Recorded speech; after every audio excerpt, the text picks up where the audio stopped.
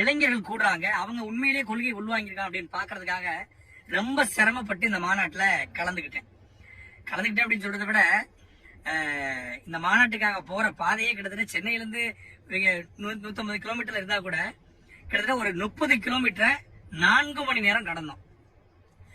திண்டிவனம் தாண்டி திண்டிவனத்துல இருந்து இந்த மாநாட்டுக்கு வந்து ஒரு அரை மணி நேரத்துல போயிட முடியும், 3/4 மணி நேரத்துல போயிட முடியும். ஆனா கிட்டத்தட்ட ஒரு 3 மணி நேரம் ஆச்சு. மிகப்பெரிய போக்குவரத்து நெருக்கடி. ஆனால் போக்குவரத்து நெருக்கடிகளை தாண்டி இளைஞர்கள் 25-30 கிலோமீட்டருக்கு முன்னாடியே இறங்கி நடக்க ஆரம்பிச்சிட்டாங்க. உண்மையிலே பெரிய ஆச்சரியமா இருந்தது. யாருமே வந்து பணம் கொடுத்து வந்தவங்க மாதிரி தெரியல. பணம் கொடுத்து வரதுக்கான வாய்ப்பும் இல்ல. விஜய் வந்து அப்படி அழைச்சிருக்க மாட்டாரு, அதை விரும்ப மாட்டான்னு தெரியும். அப்ப இந்த முதல் மாநாடு ஒரு அதிகாரத்தை கட்சினா கூட பணம் கொடுத்து ஆட்களை கூட்டு வரலாம். யாரும் பணம் கொடுக்கல.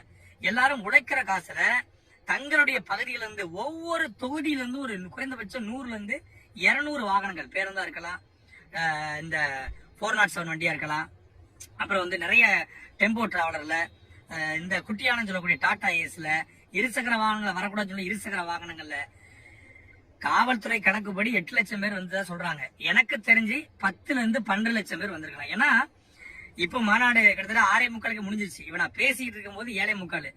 என்னுடைய வாகனம் ஒரு 1 கிலோமீட்டர் இருந்துச்சு. அந்த மாநாட்டத்துல இருந்து இந்த 1 கிலோமீட்டர் வாகனத்துக்கு வந்து சேர்றதுக்கு சரியா 1 மணி நேரம் ஆயிருக்கு. அப்படியே பிதுங்கிருச்சு.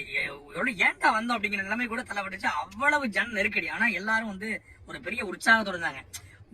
எனக்கு தெரிஞ்சு என்னுடைய இந்த பயணத்துல விவரம் தெரிஞ்சு ஒரு 20 ஆண்டுகள்ல பல அரசியல் கட்சிகளுடைய மாநாடுகள்ல சமூக வலைதளங்கள் வாயிலாக பார்த்திருக்கேன். திமுக மாநாடு, அதிமுக மாநாடு, நாம் தமிழர் மாநாடு, தேமுதிக மாநாடு பார்த்திருக்கோம். ஆனா இவ்வளவு பெரிய ஜனத்திரள் எனக்கு தெரிஞ்சு வந்தது வந்து இதுதான் முதல் முறை. அவ்வளவு பெரிய கூட்டத்தை விஜய் அவர் வந்து கூட்டி சாதிச்சு காட்டியிருக்காரு.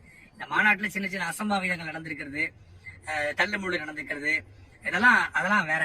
ஆனா விஜய் தன்னுடைய சக்திய தான் யாரு அப்படிங்கறத ஒட்டுமொத்தமான தமிழ்நாட்டு மக்களுக்கும் இந்தியாவுக்கும் தமிழ்நாட்டுல இதுவரைக்கும் ஆண்ட கட்சிகளுக்கும் காட்டியிருக்காரு.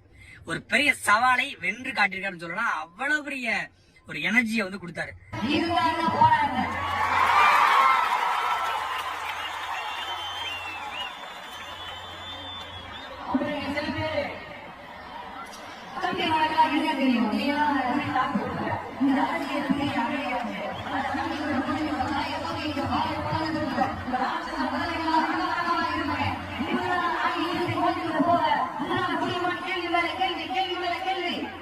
அதே மாநாட்டுல விஜய் அவர்களுடைய பேச்சு, விஜய் வந்து கொஞ்சம் சாஃப்ட் டச் கொண்டவரு.